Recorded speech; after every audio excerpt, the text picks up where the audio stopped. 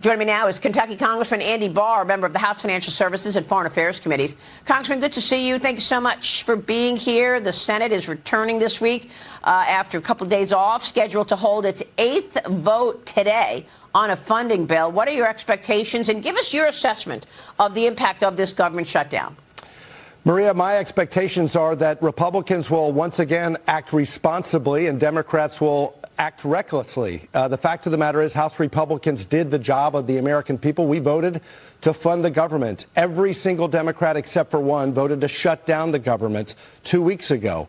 And then in the Senate, as you said, this will be the 8th vote that Senate Republicans are doing the right thing for the American people, for the American taxpayer, voting to fund the government. No strings attached, no partisan riders, just a simple CR to keep the government operating and open. Chuck Schumer, once again, will lead his caucus to voting against the American people and against funding the government. Yeah, and I spoke with several senators over the weekend, 2 of whom joined me on Sunday Morning Futures and told me this is not really about any, adamant feeling about health care subsidies. It's really about politics. Watch this. But Chuck Schumer's waiting, I hear, until next Saturday when the big march in Washington takes place, the No Kings March. This way he can appease the radical left of his party to show that he's willing to fight Trump to every end. No matter what happens to the American public, he's willing to sacrifice all of that for his own political career. So you think that this is all political and he just wants to be able to go on that No Kings rally and stomp his chest saying, I'm fighting Trump, regardless of what's happening with citizens who are not getting paid? Maria, you summed it up. I think that's an excellent summary. This is all about politics. It's about Chuck Schumer's political future. It's not about who's losing or who's getting more of the blame or anything. For me, what I really cares about is it's a core responsibility for me as a U.S. Senator to vote to make sure and keep our government open. And then we can figure out all these other priorities. That's democracy. That's democracy. Shutting our government down. That's the wrong message for the world, for Americans as well, too. Congressman, can you assess how severe you expect the job cuts to be? Well, thank goodness to President Trump and Secretary Hegseth. They're going to find a way tomorrow to pay our troops. But it's pretty clear that Democrats are prioritizing reinstating waste, fraud, and abuse in Medicaid, taxpayer funding of 1.2 million illegals, overpaying our air traffic controllers, our TSA officers, our Border Patrol agents, our troops. This is insanity, and the American people can see right through it. I think the senator is absolutely right. This is clearly about left-wing politics, left-wing primary politics. Chuck Schumer is afraid of his far-left base. Alexandria Ocasio-Cortez would beat him. Mamdani is leading in the mayor's race.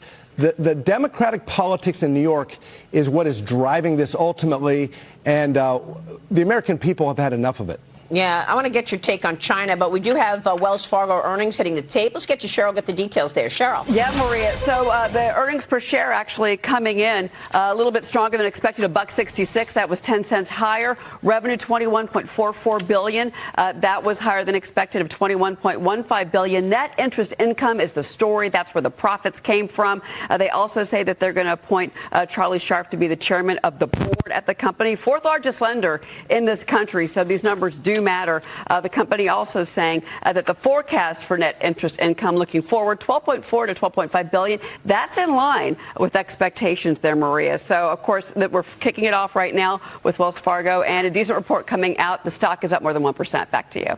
All right. Thank you, Cheryl. Now, Andy Barr, you have recently and in the past sponsored China legislation. I want to get your take on the latest situation here over China with the president responding to the tightening of controls of rare earth minerals. China tries to squeeze the U.S. The president comes right back, hits him with a 100% tariff. Now China is reportedly sanctioning 5 U.S. subsidiaries of South Korean shipbuilder Hanwha Ocean and threatening more retaliation. Treasury Secretary Scott Bessent was here yesterday on these tensions. Here's what he said. Watch.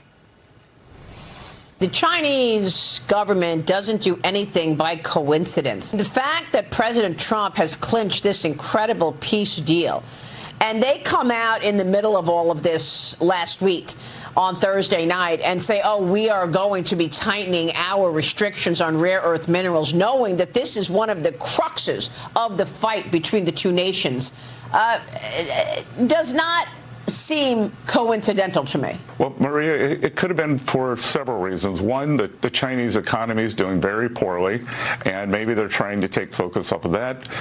Two, China, as opposed to the United States is pushing for peace in the world. China is financing war. China purchases of Russian oil is financing the Russian war machine. Maybe it was a mistaken attempt to try to gain leverage before the two leaders meet in Korea in October, and I can tell you, trying to get leverage in front of a meeting with Donald Trump is a bad idea. How does this play out, Congressman? What do you want to see happen here? Well, I want to see supply chain resiliency. I want to see the United States not only continue to put the pressure on China, and by the way, this historic peace deal is more evidence of the success of the peace through strength strategy, taking out, obliterating Iran's nuclear program. Believe me, Beijing pays attention to that, and they're threatened, and as a result, they're putting export controls on rare earths. The fact of the matter is, it's true. China has a stranglehold on the supply chain on rare earths. They are responsible for the mining of over 70% of rare earth critical minerals, 92% of the processing of those critical minerals.